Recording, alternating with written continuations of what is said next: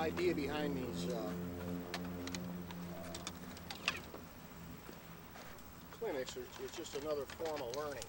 You know, I do 1 hour private lessons. That's one way to learn, which I always used to do those because I always figured that if I didn't spend an hour with somebody, you know, I may tell them what to do, but if I didn't stand there and reinforce it, you know, the minute I walked away, they went right back to their old habits. But then when the economy took a dive, you know, who could afford, you know, an hour lesson? So I went to half-hour lessons, and I learned to teach half-hour lessons, you know, and so those are fine too. And then I have my group lessons where, you know, we get 4 to 6 people, and you know, and I go over the general fundamentals that apply to all golfers, and then go up and down the line twice and work with each golfer individually. And then these free clinics where you know, I get to show off basically, because one of the ways the best players in the world learn to be the best players in the world, they learn by caddying for the best player at the club. So they watched how that guy hit the ball, they watched how he swung, they watched how he chipped, they watched how he putted, they watched how he dressed, how he conducted himself, and that's how Ben Hogan got started, Byron Nelson got started, Ballesteros, you know, all these guys, they learn by observing good players. And so, am I a good player? Yeah, I'm a really good player, and because I've won some significant tournaments. And so if you watch, the whole idea was to try to talk less and let the students observe. And so what I try to do is hit as many balls as I can. And you know, I started out back in April with the driver. And then I went right down the set, and I talked about how the driver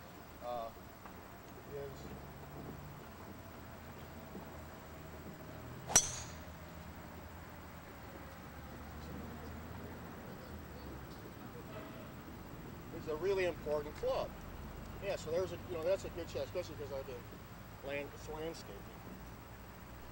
How you want to hit the ball? You want to hit the fairway is what you want to do. You don't want to hit it in the trees, you don't want to hit it in the rocks, you don't want to hit it in the sand, you don't want to hit it in the water. And then if you can hit it, the farther you can hit it down into the fairway, the better.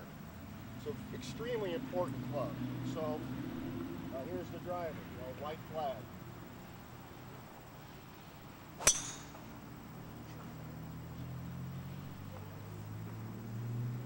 And not too bad. A couple hundred yards. Yeah. So then I went to the 3-wood. So drivers are really important. You want to practice a lot with your driver. And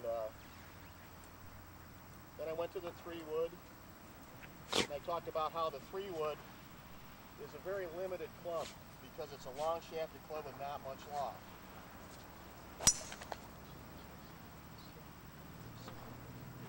And yeah, right over the white flag. See, so because it doesn't have much loft, this is a 13-degree club, and it's probably 44 inches long. You need a really good lie. It's only good off of really good lies or off a short tee. 3-woods are made to get either on or close to par 5s and 2, or teeing off on a par 4 where there may be a creek or something in the way you can't use your driver. So they're no good out of bad lies, or no good out of long grass. You have to make a really good swing to hit a 3-wood. Oh, and then I talked about the hybrid. Just the opposite. Hybrids you can hit out of long grass. You can hit out of divots. It's the most. This and the sandwich are the most versatile clubs.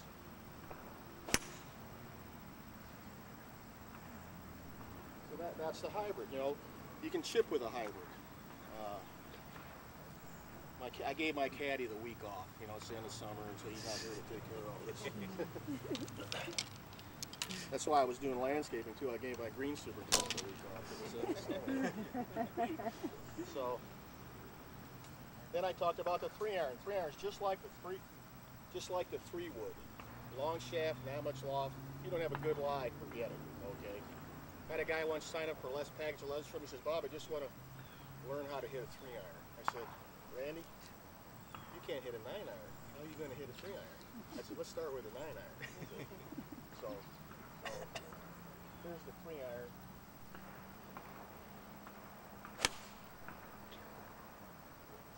So that's a do-over shot. So white flag with the 3-iron.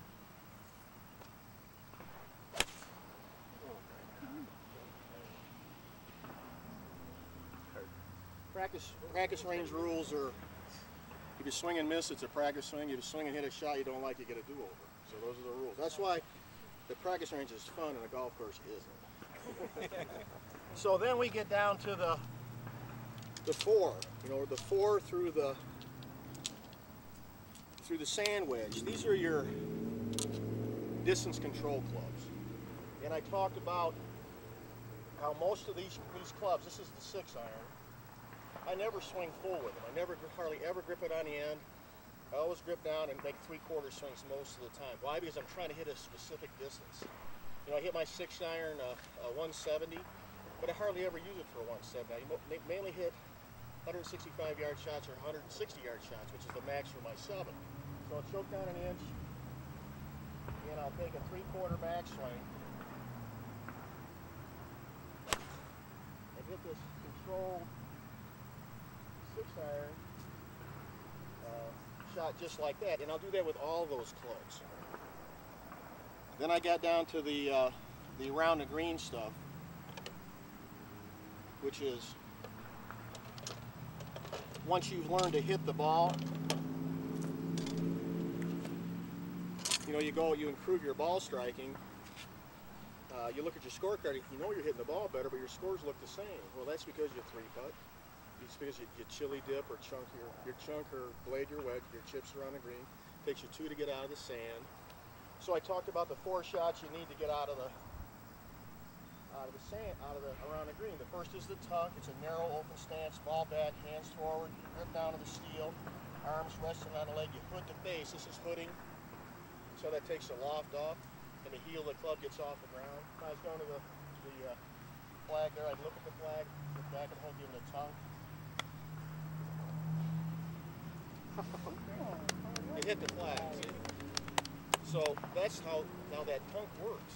I mean, that's I was went home for lunch yesterday and I had the dog with me. And I had a little bit of hamburger left, and so she always gets hers, okay. And her dog dish was about from here to that video camera, and I just leaned over like that and I tossed it like that right in the dog dish. I told my wife, I said, how come I can't putt if I can throw a piece of hamburger into a dog dish? So I just hit that flag. I mean, that's,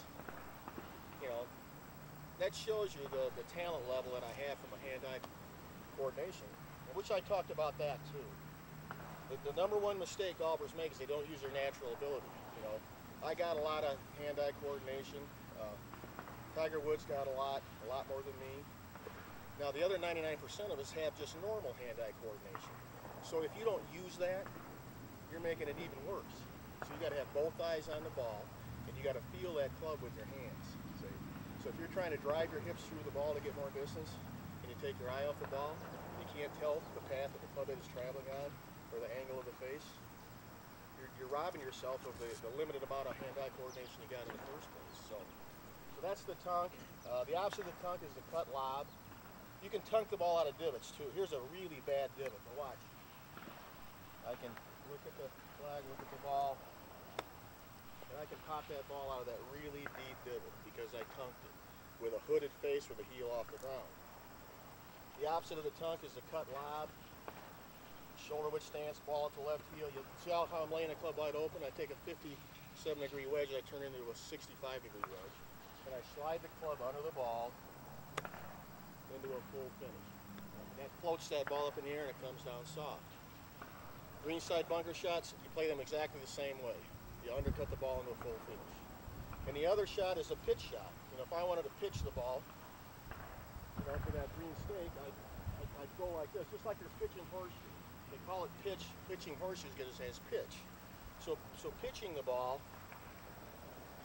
is simply swinging your arms back and through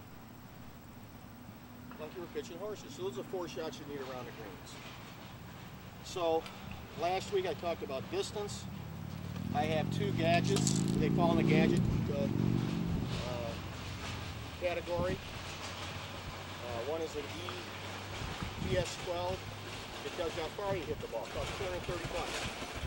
Instead of a $30,000 Pac-Man, it only costs me $230 to know how far I hit it. I don't care all the rest of that stuff. It's $30,000 Pac-Man. It's uselessly cool. Most of the style of my imagination. So that's all that stuff is. I also had a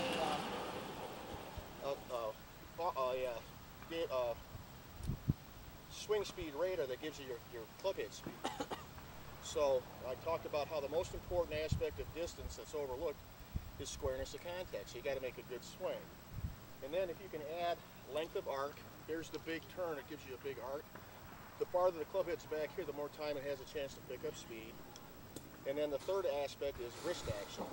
Here's how the wrists work in the golf when they cock. They increase their cock in the downswing and they uncock at the bottom. So the common mistakes golfers make that cost them distance is an out to in swing path, an open face because of a weak grip, and no shoulder turn, and a early uncocking of the wrist. And this is what their swings look like.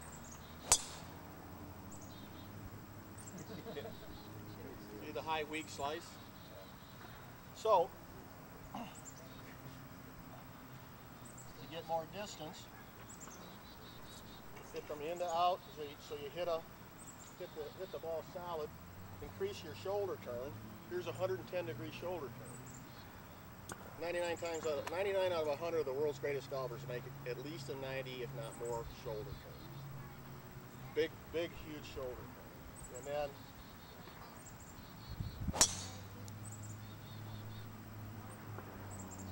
time that wrist action so you don't uncock the wrist too soon. So that was distance, which everybody wants more distance. So that's how you get more distance. Solid contact, big shoulder turn, which creates a big arc, and proper wrist action. The longest hitter on a tour still wants more distance because the guy in second place is catching up to him.